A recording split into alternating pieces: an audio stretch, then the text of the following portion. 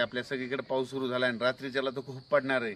आणि मी जात आहे आता केदारनाथला। आता इथून फक्त 70 किलोमीटर केदारनाथ राहिले आणि या ठिकाणाहून परत महाराष्ट्रातल्या शेतकऱ्याला अंदाज देणार, कारण की महाराष्ट्रातल्या शेतकऱ्यांचा कांदा काढणं चालू आहे, हळद देखील चालू आहे।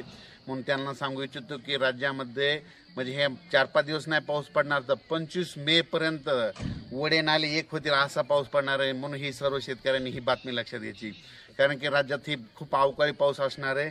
ऊसावाल्यासाठी खूप आनंदाची बातमी, त्यांच्यासाठी आनंदाची बातमी, आणि जी मुके जनावर आहेत त्यांच्यासाठी खूप आनंदाची बातमी, कारण की हा पाऊस मध्ये खूप चांगला पडणार आहे। बीड जिल्हा, सोलापूर जिल्हा, लातूर जिल्हा, परभणी जिल्हा, जालना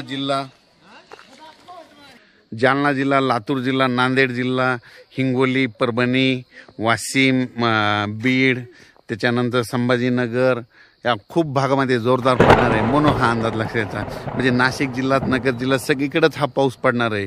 म्हणजे अकोला, अमरावती, वर्धा या भागापर्यंत सगळीकडे पाऊस पडणार आहे, म्हणून हा अंदाज लक्षात घ्यायचा।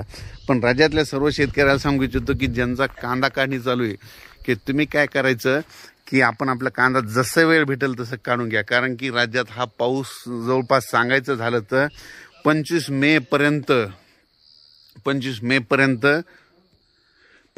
पर्यंत सगळीकडे खूप असा पाऊस पडणार आहे। म्हणून हा अंदाज लक्षात येतात।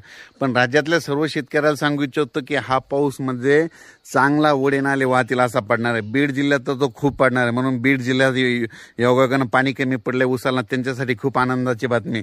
त्याच्यानंतर सोलापूर जिल्हा, लातूर जिल्हा, परभणी जिल्हा, त्याच्यानंतर धाराशिव, त्याच्यानंतर सोलापूर, सातारा, सांगली, कोल्हापूर, शिरोळ, म्हणजे ह्या म्हणजे नगर जिल्हा, म्हणजे सगळीकडेच हा पाऊस चांगला म्हणजे वडे नाले वाहतील असा ह्या 25 मे पर्यंत पडणार आहे।